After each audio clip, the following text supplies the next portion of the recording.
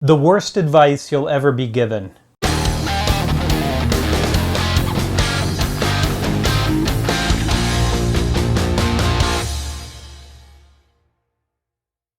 This past week I was scrolling through the web and I found this article from the New Yorker about the gig economy and how bad it is. And the story was about a woman who drives for Lyft, and she thought she was having false contractions because she wasn't due, so she picked up one additional fare and dropped that fare off and then immediately went to the hospital, and it turns out that she was having contractions and she had a baby. And so Lyft applauded this, and then they pointed to Fiverr and some other online gig type sites that praised the hustle and working a lot of hours and skipping lunch and drinking coffee and all of these things that lead to the hustle. And the article is very negative about that, saying that we have to be careful because people are working themselves to death. That's what the article said. People are working themselves to death, and that's the great risk. I don't know about you, but I have yet in all my years of living and working to see someone actually die from working too hard. I have yet to see anyone die from exhaustion. And granted, I've worked in a whole bunch of different environments, and some were really hard jobs. Washing dishes, not so hard. Working at a skating rink, not so hard. Carrying shingles up to a roof, you can work hard carrying shingles up to a roof. I did dry mixing of cement to put stucco on homes when I was 18 years old. That's a hard job. That's a really hard job. Not pleasant by any stretch of the imagination, and you have to work really hard. Actually, if you're doing the dry mixing, you're working really hard. The people that are putting it on the house aren't working nearly as hard as you are.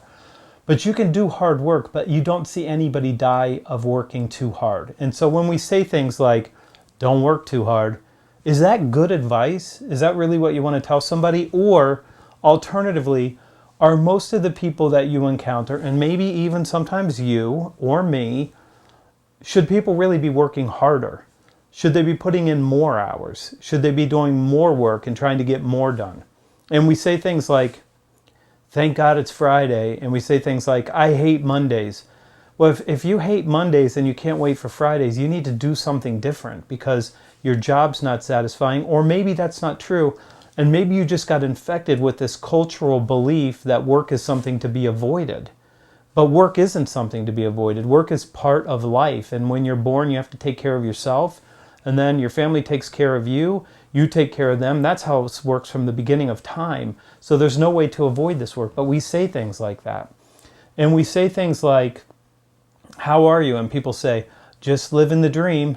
Anybody that says living the dream is not living the dream. They're living a nightmare because they don't enjoy what they're doing, or they're not bringing their full selves to their work so that they can't do the kind of meaningful, purposeful work that they should be doing.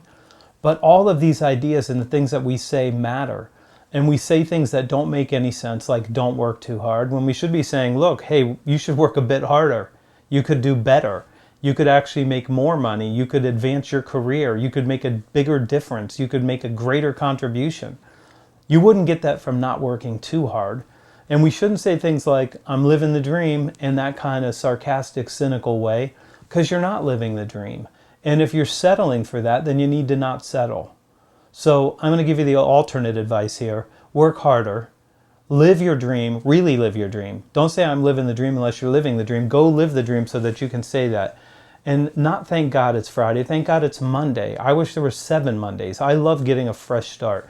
You need to look at this through a different lens. And again, it's the meaning. It's the frame that you're looking through. But if you have that negative, if you have that mentality that work is something to be avoided, you'll never do the work that you're capable of. You'll never have the meaning or purpose that you want in your work or in your life. So be careful. And look, you're not going to work yourself to death, I promise. Unless you're in a coal mine or something like that, you're all safe. You can work a bit harder. I'm Anthony Iannarino. Hit subscribe so you can be here with me. This show is every day.